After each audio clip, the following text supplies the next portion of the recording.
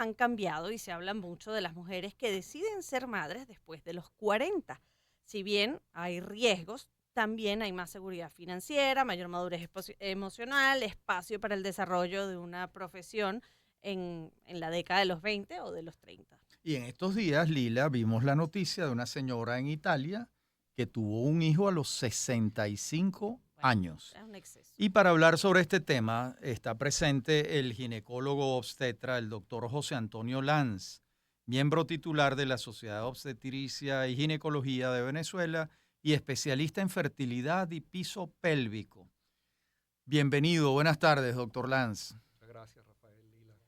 Muchísimas gracias. Ahora, hablar de una mujer que es capaz de tener un hijo a los 65 años, ¿cómo es eso posible? ¿Eso es con asistencia? ¿La menopausia no pasa por ahí? Sí, indudablemente, cuando hablamos de estas edades, estamos hablando de reproducción asistida, indudablemente.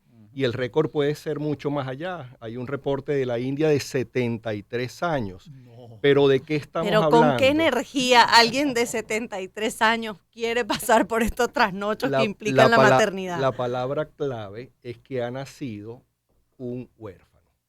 Ah, Sí. claro, Porque claro. ¿qué expectativa de cuidado materno va a tener un niño cuya madre tiene 60 o tiene 70 años? Bueno, también debe haber consideraciones éticas en Sí, por cosas como supuesto, esas, ¿no? por supuesto. Y es por eso que quienes se han ocupado mayormente son las sociedades científicas. Mm. La Sociedad Española, por ejemplo, de fertilización asistida, ha puesto ese límite en 50 años. Y la Red Latinoamericana de Reproducción Asistida lo tiene alrededor de 50, 55 años, precisamente por eso. Y ese es un límite convenido entre ustedes. O sea, si se presenta una señora de 52, ustedes no proceden. Digamos, 55 para efectos de Latinoamérica. Ok, 55. Pero efectivamente, hablando particularmente de Venezuela, nosotros no tenemos una legislación en ese sentido. Entonces, queda mucho del criterio médico que podamos establecer en esos casos. Lo que sí hay que tener presente es que estamos hablando de un reloj biológico, Sí. indistintamente de lo que queramos hacer o no hacer.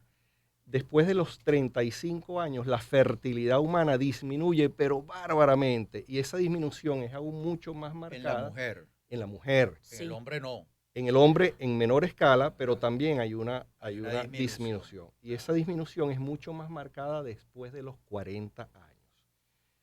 Es decir, ese reloj biológico tenemos que tomarlo en cuenta, más allá de las consideraciones que podamos tener desde el punto de vista económico, social y inclusive de país, para cuándo promover fertilidad o no. Bueno, y hay una realidad, los momentos ideales o perfectos no existen o nunca llegan y estar Sí. posponiendo decisiones importantes en la vida esperando las condiciones y que los planetas estén perfectamente alineados, eso no necesariamente se da. Sobre todo el problema que tú tienes con Plutón. Espero tener la casa o espero tener el Claro. trabajo soñado, eso nunca llega. Claro. Ahora, ¿tiene riesgos el embarazo después de los 40? Sí, en realidad el riesgo es en los extremos de la vida reproductiva. Hay un riesgo importante que nos podemos hablar de alto riesgo obstétrico cuando estamos hablando de adolescentes, y en Venezuela la tasa de embarazos en adolescentes es groseramente alto, lo cual significa un signo, querámoslo o no, de subdesarrollo.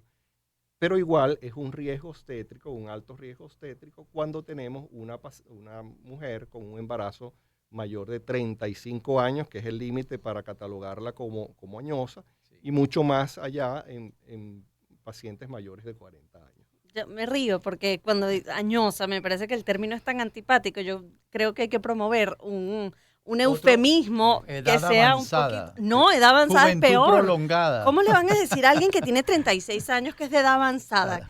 No sé.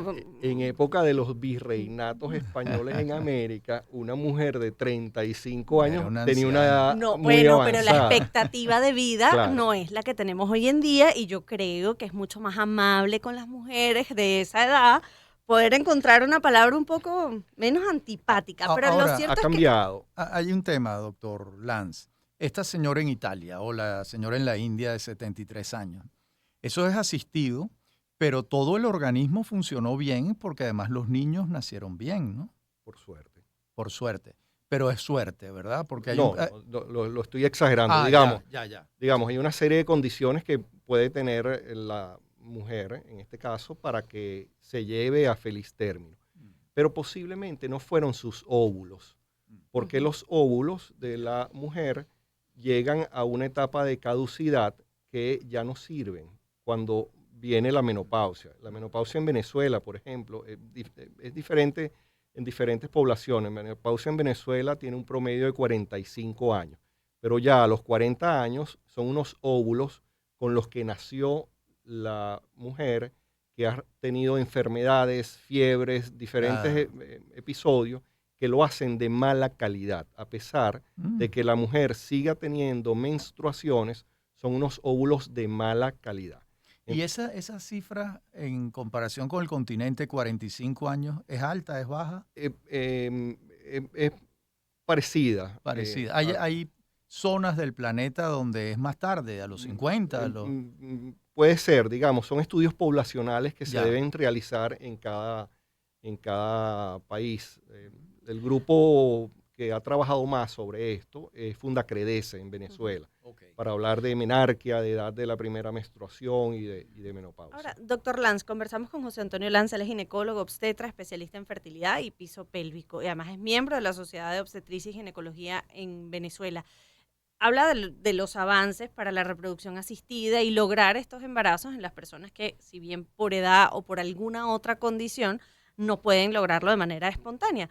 Pero esto también ha avanzado la ciencia para hacer más seguros los embarazos que ocurren después de los 35 años. ¿Cómo se puede minimizar ese riesgo? Sí, pero siempre hay riesgos. Es decir, una mujer de mayor de 40 años va a tener una probabilidad de tener hipertensión arterial debido a la edad sin relación con el embarazo, y eso va a estar presente. De igual manera, va a tener la posibilidad, por ejemplo, de tener una diabetes gestacional, y está mediado por la edad que por el hecho del embarazo mismo. Es decir, hay ciertas condiciones médicas asociadas a la edad que van a estar presentes y que pueden complicar. Esas son dos de las más temidas y de las más frecuentes. La obesidad también, a medida que se avanza en la edad, hay la posibilidad de ganar un poco de peso y eso complicar en sí el embarazo.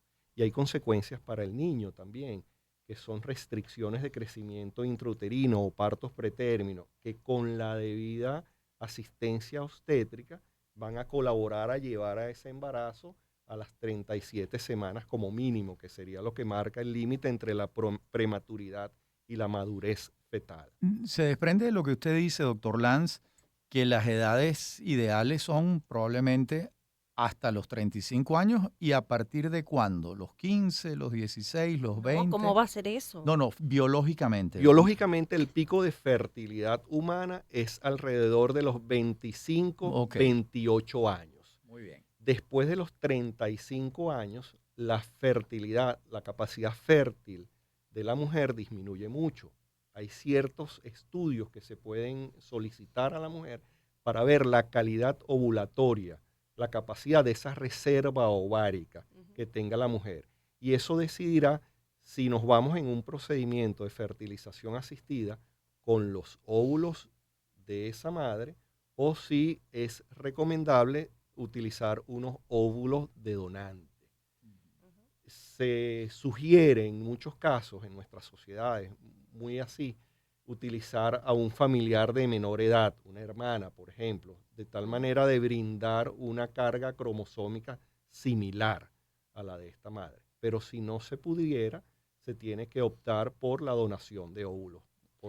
Pero también está la alternativa de congelar los óvulos y anticiparte a ese momento, porque a lo mejor no tienes pareja y ya tienes 33, pues. Excelente. Entonces, ese es un punto que debemos de tomar en cuenta para esa mujer que tiene 33, 35 años y que cree que algo de estas condiciones económicas o sociales todavía no están cumplidas o no ha llegado la pareja ideal.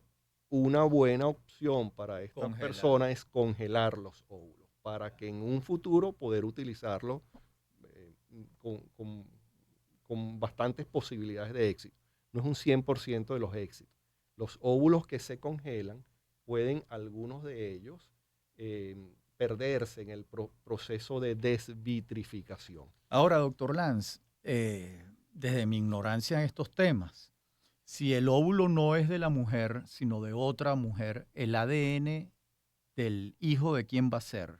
De la otra mujer. Ah, pero eso es todo un tema. Eso es un tema fantástico, complicado, complejo, ¿no? Y sí, que de cierta manera necesita legislación. Claro. Y de igual manera, como puede haber una donación de óvulos, puede haber una donación de esperma. Bueno, está el caso famosísimo de este médico de inseminación artificial en los Estados Unidos que dejó regados en un condado algo así como 120 hijos, ¿no? Terrible. Sí. Terrible, terrible. Hubo gente que después se enteró que tuvo de novio a un hermano, se a un medio conocieron hermano. por Facebook. Esto lo conocemos ahora recientemente, pero en los inicios de la fertilización asistida hubo un caso también muy famoso por en ejemplo, los Estados Unidos, en California. Por ejemplo, doctor Lanz, la persona que va a suministrar el óvulo, supongamos que en esa familia hay una larga tradición diabética o una larga tradición artrítica o esquizoide, eso lo va a heredar el hijo. Caramba, es verdaderamente delicado, ¿no? Sí, es muy delicado optar a una donante de óvulos anónima. Por eso se sugiere en gran medida, si fuera posible, utilizar a una donante del círculo familiar más cercano para compartir esta carga genética parecida. Bueno, y así como hay cosas de legislación, también hay discusiones éticas en torno a estos temas. Recuerdo que hace poco fue noticia el caso de Ana Obregón, que con un vientre de alquiler tuvo a la hija de su hijo, o sea, su nieta de su hijo que había muerto, había fallecido 3 años antes. Y bueno, lo cierto es que hay todas discusiones éticas sobre lo que esto puede suponer, pero ya eso sería para una próxima oportunidad porque se nos ha agotado el tiempo. Doctor Lanz, un gusto haber conversado con usted y tómelo en consideración, pase ahí una nota a la Sociedad de Obstetricia y Ginecología, a ver si conseguimos un eufemismo menos antipático que la añosidad. Juventud prolongada. ¿Qué es eso, chicos? Pero hay que tomar en cuenta también que podemos posponer la fertilidad por un tiempo, pero no podemos posponer la fertilidad todo el tiempo. Claro, no, y además eso es altamente recomendable. Me habría gustado, ahora que soy mamá, haberlo sido antes. 3:35 de la tarde, nosotros vamos a una pausa y ya venimos.